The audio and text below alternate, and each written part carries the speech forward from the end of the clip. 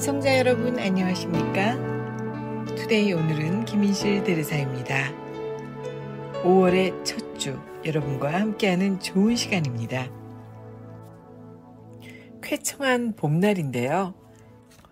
자연을 생각하고 돌아다 보면 우리는 무엇이든 좋을 듯하고 무엇이든 잘 될 것 같은 생각이 드는데요.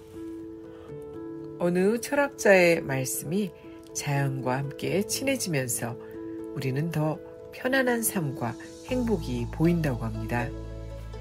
우리와 함께하는 모든 것을 사랑해야 할 때라는 생각이 듭니다. 5월을 시작하면서 혹여 힘들었거나 어려웠던 시간들마저 좋은 추억으로 남았으면 좋겠습니다. 시간이 지나면 우리에게 지나가는 추억 속의 장면으로 기억에 남을 봄날의 많은 일들이 매일매일 우리에게 다가오지만 중요한 것은 지금을 즐기며 사랑해야 한다는 것입니다. 애청자 여러분들이 맞이하시는 모든 순간을 응원하면서 김인실 대르사의 투데이 오늘은 지금 여러분과 함께 시작하겠습니다. 오늘 함께 하실 글은요. 희망의 메시지로 우리에게 늘 평안을 주시는 차동엽 신부님의 글을 준비했습니다. 어떤 혹독한 고난도 강인한 희망으로 견뎌낸 이야기를 들으면 우리는 절로 아름답다라고 탐복을 합니다. 내가 언젠가 조경 전문가에게 들은 이야기입니다. 야, 저 소나무 굉장히 멋있어. 아주 멋지다. 해서 정원에서 가져다 심는 나무들은 하나같이 비정상적으로 발육된 나무라고 합니다. 악조건을 무릅쓰고 생존하기 위하여 뒤틀리며 성장한 나무들인 것입니다. 이 얼마나 놀라운 사실입니까? 건강하게 곧게 쑥쑥 자란 나무들은 잘라서 건축물 재료들로 쓰는데 온갖 풍파를 겪은 나무들은 우리가 보고 아름답다라며 찬탄하는 것입니다. 감나가는 나무들은 시쳇말로 기형들입니다. 바위 틈에서 그늘에서 햇빛을 향해 가지를 뻗느라 몸이 굽고 뒤틀려 자라나게 되는 것입니다. 그런데 사람들은 그 오묘한 멋스러움에 더 환호합니다.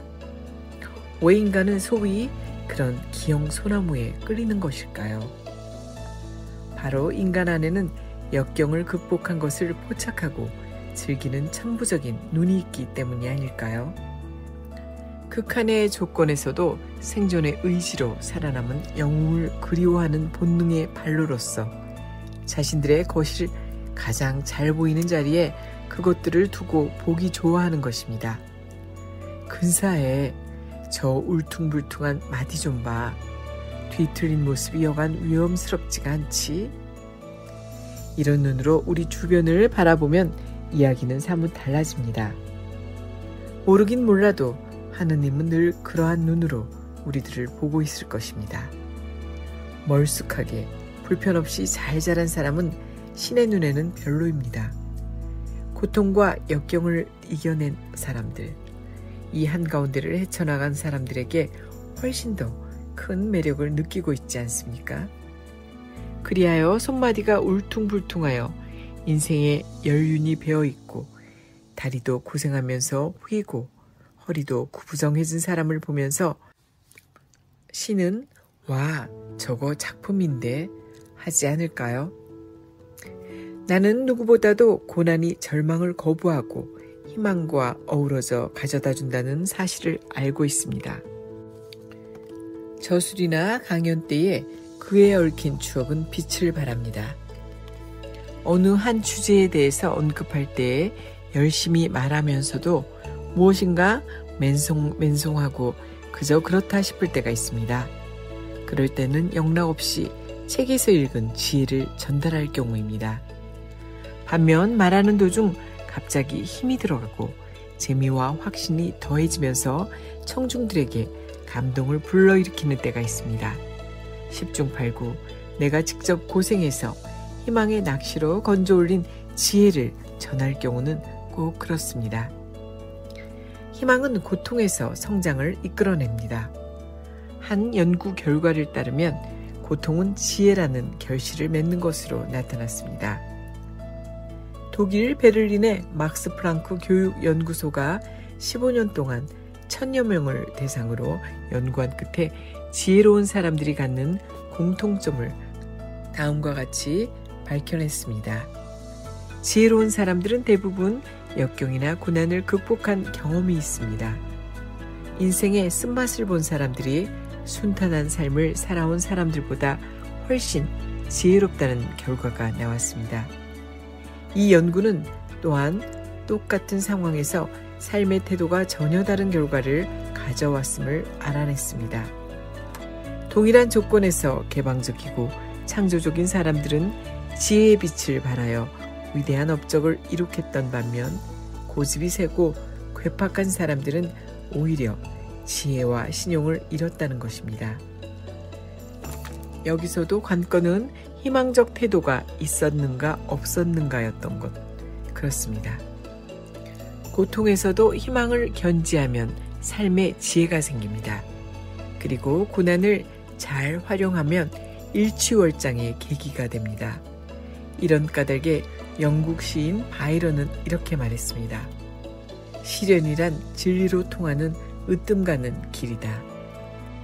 그러므로 지금 혹시 자신이 어려움을 겪고 있다면 바로 이 시기가 지혜가 성장하는 시기, 곧 생존의 내공을 쌓는 시기라고 희망적으로 생각할 일입니다. 주변을 보면 사람은 여러 가지로 고통을 겪습니다. 건강의 악화, 인간관계의 갈등, 학업의 부진, 사업의 실패 등 고통의 유형은 다양합니다. 그리고 그 고통으로 인해 우리는 쉽게 절망에 빠집니다. 하지만 이제 깨달아야 합니다. 고통이 절망의 이유가 될 수 없습니다. 오히려 희망으로 그 고통을 맞이할 때 고통은 아름다움과 지혜로 도약하는 발판이 되는 것입니다. 잔잔한 바다에서는 좋은 뱃사공이 만들어지지 않는다라는 영국 속담이 있듯이 명작은 고난의 터에서 움틉니다. 몇 년 전 모 TV 방송국의 대표 프로그램 중에 하나였던 낭독의 발견에 출연했을 때 작가가 내 인생 철학과 통하는 시 한 편을 선정해 오라고 주문을 했습니다. 나는 망설임 없이 헨리 워즈워스 롱펠로의 인생 찬가를 골랐습니다. 그의 폭포수 같은 예찬의 몇 대목을 음미해 보겠습니다. 인생은 한낱 헛된 꿈이라고 내게 슬픈 노래랑 부르지 말라. 잠자는 영혼은 죽은 영혼, 사물은 보기와는 다른 것. 예술은 길고 세월은 덧없어라. 우리의 가슴은 든든하고 용기로 차 있으나 감싸인 북처럼 무덤을 향해 오늘도 장송곡을 울리고 있도다. 이 세상의 넓은 싸움터에서 인생의 야영장에서 그대 말없이 쫓기는 가죽의 무리가 되지 말고 싸움의 앞장서는 영웅이 되어라. 당시의 반응은 뜨거웠습니다. 현장의 방청객 가운데 시 본문을 청하는 이도 있었고 애청자들로부터 문의도 꽤 있었다고 합니다. 내가 이 시를 특히 좋아하는 까닭은 옥토가 아니라 척박한 황무지에서 움튼 시이기 때문입니다. 19세기 미국을 비롯하여 세계에서 가장 사랑받은 시인 롱펠로는 숱한 역경과 고난을 겪었던 인물입니다. 1807년 미국 메인주 포틀랜드에서 출생한 그는 24살에 포토라는 여인과 결혼했으나 4년 뒤 유럽 여행 중 난산 끝에 그녀를 잃고 말았습니다. 그 후 36살에 애플턴과 재혼하여 이남 사녀를 두고 18년간 화목한 생활을 영위하는 듯 했으나 4살배기 어린 딸의 이른 죽음을 보게 되고 이내 그의 두 번째 아내 또한 화재 사고로 잃고 말았습니다.